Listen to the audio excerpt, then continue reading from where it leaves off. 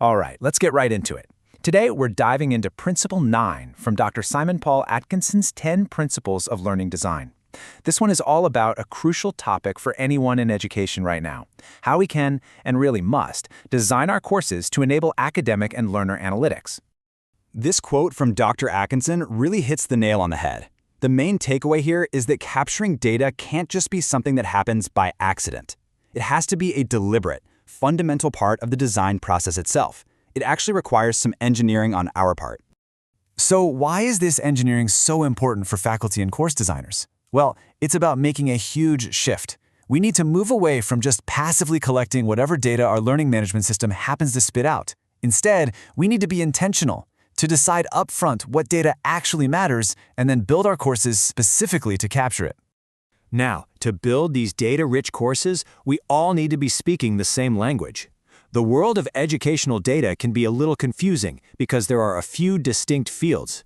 So let's take a minute to clarify the 3 key areas that Dr. Atkinson points out.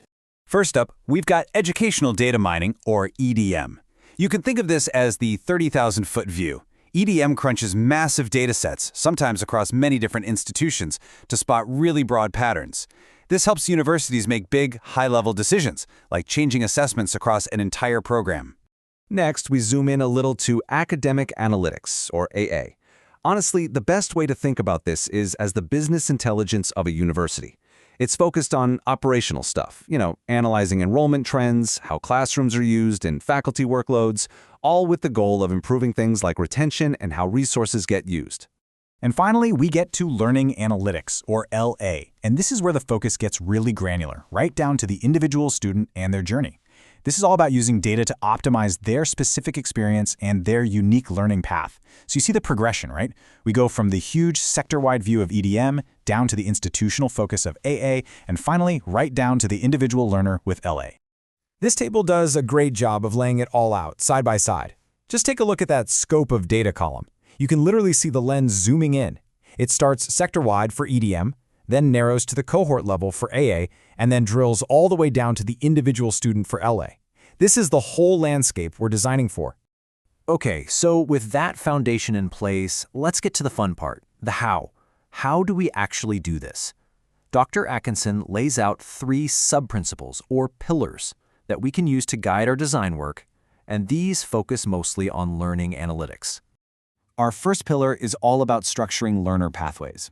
The idea here is to move beyond these old, rigid, one-size-fits-all tracks, and instead create learning journeys that are well-defined but also really responsive to what students actually need. And this really breaks down into 4 key parts.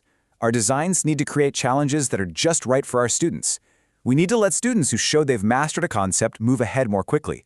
We have to provide targeted help when they're struggling, and, of course, everything we do has to line up with our institution's academic policies. All right, on to the second pillar, enabling supportive intervention. This one's a bit more delicate because it's all about finding that right balance, using data to offer help, but doing it in a way that respects the student's privacy and their own agency.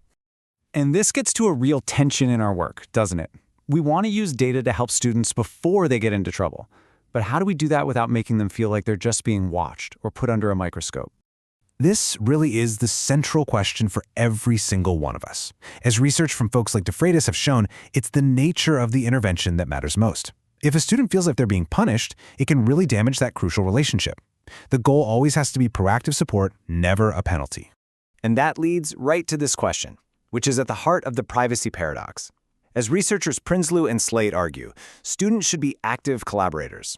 That means giving them ownership and a real say in how their data is used. It's about turning them from passive subjects of surveillance into true partners in their own education.